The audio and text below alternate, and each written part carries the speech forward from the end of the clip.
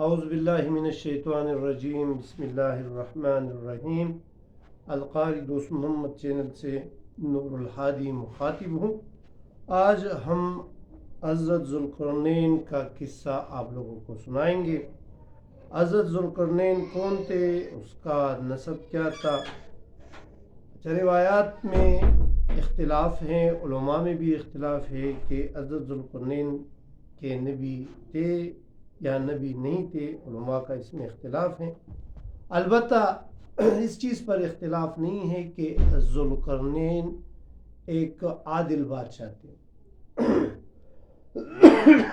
عدل کے ساتھ وہ نیک دل بھی تھے۔ تو ذوالقرنین ایک ایسے بندے ہیں کہ اس کے متعلق کہا جاتا ہے، اکثر لوگ کہتے ہیں کہ دنیا پر 4 لوگوں نے بادشاہت کی، پوری دنیا پر۔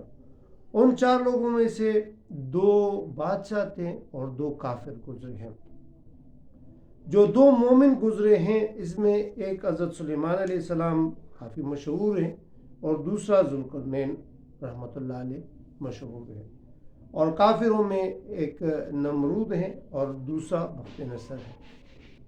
اور یہ بھی کہا جاتا ہے کہ دنیا پر 5ویں بار بھی ایک شخص حکومت کرے گا، وہ حضرت امام مہدی علیہ السلام ہوں گے۔ یہ بات حیات الحیوان میں کہی گئی ہے۔ اچھا، ذوالقرنین کا اصل نام کیا تھا؟ ابن اسحاق کہتے ہیں کہ ذوالقرنین کا اصل نام مرزبان بن مردویہ ہے، اور اصحاب سیر نے ذکر کیا ہے کہ اسکندر یونان بن یافس کے اولاد میں سے اس کا نام ہے، ہرحس اور ہردیس ہے۔ سکندر بھی اس کا نام آتا ہے کہ اس کا نام سکندر تھا، اور 2 سکندر گزرے ہیں۔ ایک حضرت ابراہیم علیہ السلام کے زمانے میں، جس نے حضرت ابراہیم علیہ السلام کی مدد کی تھی، اور دوسرا حضرت عیسیٰ علیہ السلام کے زمانے میں گزرے ہیں، جس نے یعنی اس وجہ سے ذوالقرنین کو ذوالقرنین کہا جاتا ہے، کیونکہ وہ شاہ فارس کا لقب، یعنی وہ 2 یعنی روم اور فارس پر بادشاہت کرنے کی وجہ سے اس کو یہ ذوالقرنین کا لقب دیا گیا ہے۔ اچھا، لقب کے بارے میں یہ کہ ذوالقرنین کو ذوالقرنین کیوں کہا جاتا ہے، اس کے بارے میں تقریباً 7 روایتیں آتی ہیں۔ سب سے پہلی روایت یہ ہے کہ ذوالقرنین کو ذوالقرنین اس لیے کہا جاتا ہے کہ اس نے 2 ملکوں پر، 2 ریاستوں پر حکومت کی، یعنی روم اور فارس کے بادشاہ ہونے کی وجہ سے اس کا نام ذوالقرنین رکھا گیا ہے۔ اچھا، بعض روایات میں جو دوسری روایات آتی ہیں کہ ذوالقرنین کرن سے نکلا ہے، اور کرن جو ہے یہ سینگ کے معنی میں آتے ہیں، اور یہ روایات میں آتا ہے کہ ذوالقرنین رحمۃ اللہ علیہ کے سر مبارک پر 2 دبے سے تھے جو سینگوں کی طرح نظر آتے تھے۔ یہ بھی ایک کمزور سی روایت اس میں آتی ہے۔ تیسرا قول اس میں آتا ہے کہ چونکہ ذوالقرنین نے خواب میں دیکھا تھا کہ اس نے سورج کے کرنوں کو پکڑا ہے، تو اس وجہ سے بھی آپ کو ذوالقرنین کہا جاتا ہے۔ اور چوتھی روایت اس کے بارے میں ہے کہ آپ نے اپنے قوم کو توحید کی دعوت دی، تو آپ کی قوم نے آپ کی کن پٹی پر ضرب لگائی، اور جب دوسری مرتبہ دعوت دی تو دوسری دفعہ بھی ضرب لگائی، تو اس وجہ سے بھی آپ کو ذوالقرنین کہا جاتا ہے۔ 5ویں قول میں یہ آتا ہے کہ آپ کے والد اور والدہ محترمہ دونوں اچھے نسب سے تھے، اس کے عمدہ حسب و نسب تھے، تو اس لیے اس کو ذوالقرنین کہا جاتا ہے۔ 6ٹھی جو قول آتی ہے وہ ذوالقرنین علیہ السلام کے بارے میں، کیونکہ آپ رحمۃ اللہ علیہ نے علیہ السلام اور رحمۃ اللہ علیہ کا وہ تو میں نے ذکر کر لیا کہ علماء کا اس میں اختلاف ہے۔ کچھ لوگ کہتے ہیں کہ یہ نبی ہے، اور کچھ لوگ کہتے ہیں کہ یہ نبی نہیں ہے، لیکن عادل بادشاہ ضرور تھے، اس پر کسی کا کوئی اختلاف نہیں ہے۔ تو میں نے 6ٹھی قول کا ذکر کیا کہ اس کو ذوالقرنین کیوں کہا جاتا ہے، تو 6ٹھی قول یہ ہے کہ آپ رحمۃ اللہ علیہ نے 200 سال کی عمر پائی، تو اس وجہ سے بھی آپ کو یعنی 2 صدیاں آپ نے دیکھی، تو اس وجہ سے بھی آپ کو ذوالقرنین کہا جاتا ہے۔ اور 7ویں اور آخری قول یہ ہے کہ آپ رحمتullah علیہ کے خوبصورت زلفے تھے، تو قرن جو ہیں وہ زلفوں کی معنی میں بھی آتا ہے، تو اس وجہ سے بھی آپ کو ذوالقرنین کہا جاتا ہے۔ اچھا، ذوالقرنین نے زمینی سفر کیا، اس نے پورے دنیا کا سفر کیا۔ پہلے اس کا سفر وہ مغرب الشمس یعنی آفتاب غروب ہونے کی جگہ تک تھا، اور جب وہ یعنی ذوالقرنین رحمۃ اللہ علیہ غروب آفتاب کی جگہ تک پہنچے تو ایک سمندر اس نے دیکھا، اور سمندر میں اس نے سورج کو ڈوبتے ہوئے دیکھا، کیونکہ اس کی نظر آگے تک نہیں جا سکتی تھی، تو اس نے یوں دیکھا کہ سمندر میں یہ سورج جو ہے وہ غروب ہو رہا ہے۔ پھر اس نے اپنا سفر جو ہے وہ مطلع شمس یعنی مشرق کی طرف جو ہے وہ شروع کیا۔ تو آپ رحمۃ اللہ علیہ نے ایک ایسا شہر بھی دیکھا جہاں پر پہاڑ بہت نرم نرم کی قسم کے تھے۔ چونکہ یہ اس کا مشن تھا، اس کو حکم بھی تھا کہ وہ پورے دنیا کا چکر لگاتے تھے، تو اپنی سلطنتی دورے پر اس نے ایک قوم دیکھی۔ وہ قوم دو وادی کے بیچ میں تھی، دو پہاڑوں کے بیچ میں ایک وادی سی تھی، اس میں تھی، اور ان لوگوں کی باتیں ذوالقرنین رحمۃ اللہ علیہ کو سمجھ نہیں آ رہی تھی، لیکن اس نے ایک شکایت کی، اور وہ شکایت کیا تھی؟ اس قوم نے شکایت کی کہ اس پہاڑی کے اس پار ایک قوم رہتی ہے جس کو یاجوج ماجوج کہا جاتا ہے۔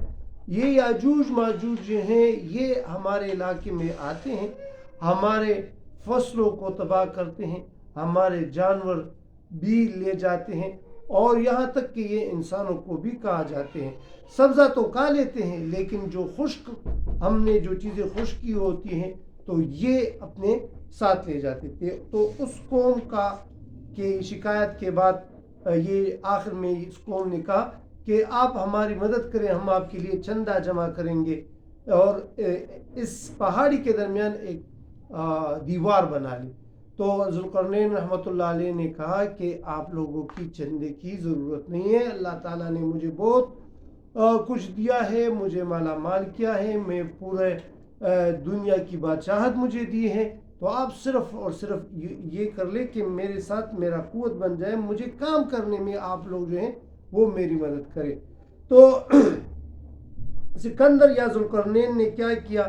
اس نے 100 فرسخ کے برابر ایک لمبی دیوار جو ہے بنیاد کو دی، اور وہ 50 فرسخ جو ہے اس کی چوڑائی تھی۔ اچھا، سب سے پہلے اس نے اس بڑی سی بنیاد میں پتھر ڈالے، پتھروں کے ساتھ کوئلہ بھی ڈالا، اور جو ہے بہت بڑی آگ بھی گرم کی جس پر تانبے کو پگھلایا گیا، اس میں چٹان ڈالے، اور اس چٹانوں کے اوپر جو ہے اس تانبے کو اس کے اوپر جو ہے وہ ڈالا، یعنی ایک ایسی مضبوط دیوار تانبے کی بنائی کہ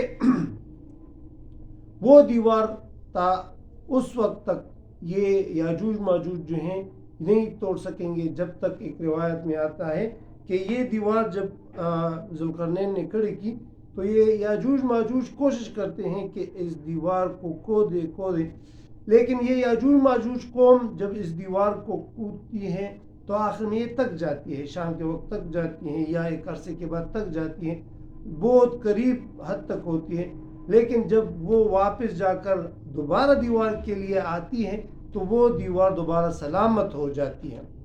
تو روایت میں آتے ہیں کہ یہ دیوار تب اس میں یہ سوراخ کریں گے جب یہ لوگ انشاءاللہ کہیں، تو انشاءاللہ نہ کہنے کی وجہ سے یہ لوگ کام کرتے ہیں، ایک حد تک یہ سوراخ کر لیتے ہیں، لیکن انشاءاللہ نہ بولنے کی وجہ سے یہ جب دوبارہ صبح آتے ہیں تو یہ دیوار اللہ تعالیٰ کے قدرت سے واپس سلامت بن جاتی ہے۔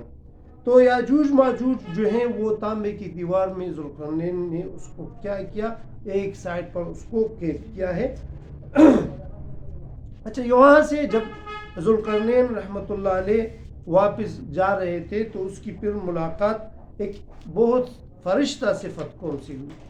وہ اس قوم میں بہت اچھی خاصیتیں تھی، وہ یہ تھی کہ یہ قوم رائے حق پر تھی، سب سے پہلی بات، اور یہ اپنے جملے امور پر حق یعنی سب حق پر ہوتے ہیں، اور یہ بدرجہ کمال کے اوصاف اس میں موجود ہیں، اس قوم میں موجود تھے، یہ عدل والے لوگ تھے اور مساوی تقسیم کرتے تھے، انصاف سے فیصلہ کرتے تھے، آپس میں صلہ رحمی کرتے تھے، اور ان کی قبریں جو ہیں ان کے گھروں کے دروازوں کے باہر سامنے بہت خوبصورت انداز میں ان لوگوں نے بنائے تھے۔ تو اسی طرح اور بھی اس میں خاصیتیں بہت زیادہ تھیں۔ تو ذوالقرنین رحمۃ اللہ علیہ نے اس قوم سے کچھ سوالات کیے، اس سے باقاعدہ پوچھا کہ میں آپ سے کچھ سوالات کروں گا۔ پہلے سوال جب اس نے کیا کہ آپ لوگ اپنے گھروں کے سامنے، دروازوں کے سامنے یہ قبریں آپ لوگ کیوں اتنے خوبصورت انداز سے آپ لوگوں نے عمدہ بنائی ہیں؟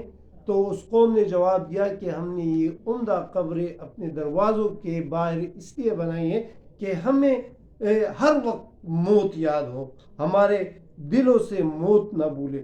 تو موت کو یاد کرنے کے لیے ہم نے کیا کیا ہے، ہم نے ان قبروں کو اپنے دروازوں کے باہر جو ہیں بنائے ہیں۔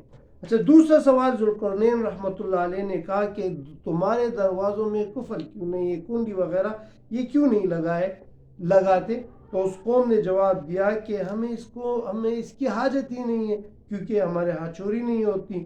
ذوالقرنین رحمۃ اللہ علیہ نے پھر پوچھا کہ تمہارے اوپر حکام کیوں نہیں ہے؟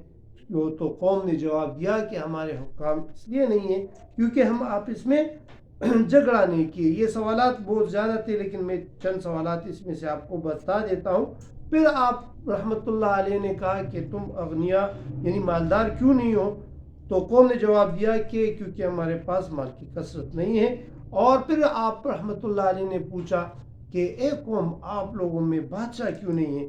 تو اس نے کہا کہ ہمارے ہاں یعنی سلطنت کی کوئی رغبت نہیں ہے، کوئی شوق نہیں ہے۔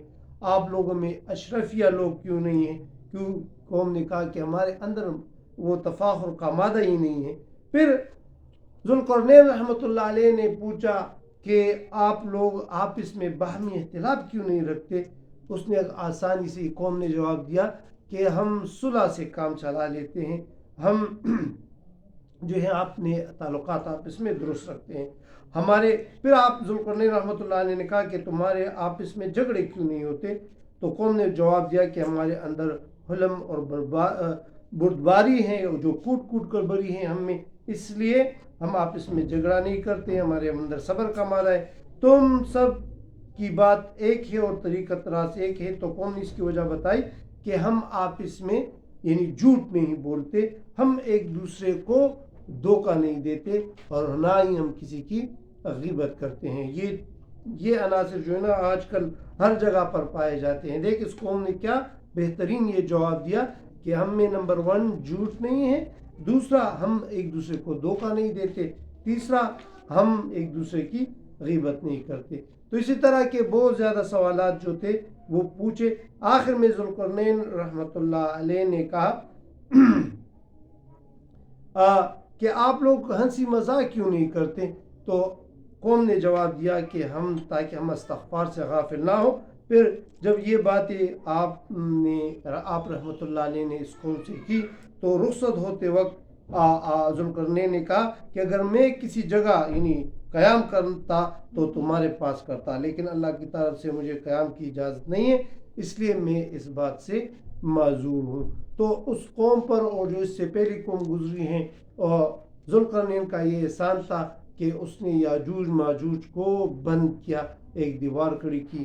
وہ ایک عادل بادشاہ تھے اور اس نے پورے دنیا کا سفر کیا۔ نبوت کے بارے میں اس میں اختلاف ہیں، اور کچھ علماء کہتے ہیں کہ وہ نبی تھے اور کچھ علماء کہتے ہیں کہ وہ نبی نہیں تھے۔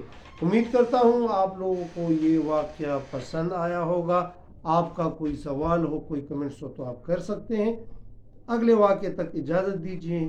السلام علیکم۔